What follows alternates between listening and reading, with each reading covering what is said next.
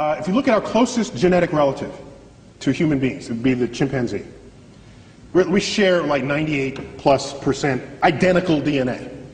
We are smarter than a chimpanzee. So let's invent a measure of intelligence that makes humans unique. Let's say intelligence is your ability to like compose poetry, symphonies, do art, math, and science, let's say, okay? Let's make that as the arbitrary definition of intelligence for the moment. Chimps can't do any of that. Yet we share 98, 99% identical DNA, okay? The most brilliant chimp there ever was maybe can do a little bit of sign language. Well, our toddlers can do that. Toddlers.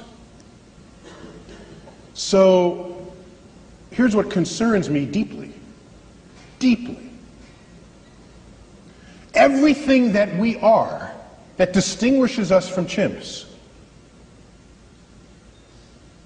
emerges from that 1% difference in DNA. It has to, because that's the difference. The Hubble telescope, these grand, that's in that 1%.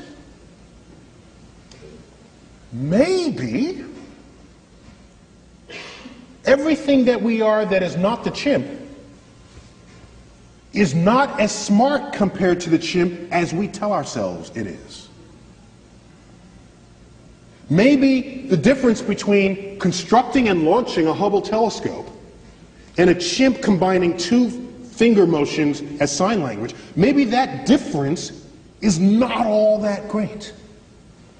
We tell ourselves it is, just the same way we label our books optical illusions. We tell ourselves it's a lot. Maybe it's almost nothing. How would we decide that? Imagine another life form that's 1% different from us in the direction that we are different from the chimp. Think about that. We got 1% difference and we're building the Hubble telescope. Go another 1%. What are we to they? We would be drooling, blithering idiots in their presence. That's what we would be. They would take Stephen Hawking and roll him in front of their primate researchers and say, well, this one is like the most brilliant among them because he can do sort of astrophysics in his head. Oh, isn't that cute? Little Johnny can do that too. Oh, that's so nice. Oh, in fact, Johnny just did that. Let me get it. It's on the refrigerator door. Here he is.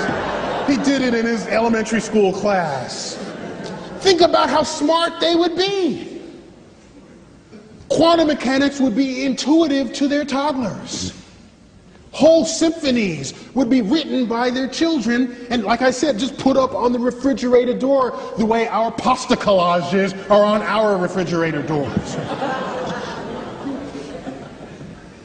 So the notion that we're going to find some intelligent life and have a conversation with it? When was the last time you stopped to have a conversation with a worm? Or bird? Oh, well, you might have had a conversation, but I don't think you expected an answer, all right? So, we don't have conversations with any other species on Earth with whom we have DNA in common. To believe that some intelligent other species is going to be interested in us enough to have a conversation, they'll look at our Hubble telescope and say, oh, isn't that quaint? Look at what they're doing. So I lay awake at nights wondering whether simply we as a species are simply too stupid to figure out the universe that we're investigating. And maybe we need some other species, 1% smarter than we are, for which string theory would be intuitive, for which all the greatest mysteries of the universe, from dark matter, dark energy, the origins of life, and all the frontiers of our thought would be something that they would just self-intuit.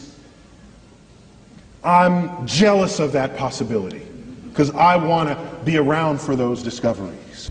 Thank you all.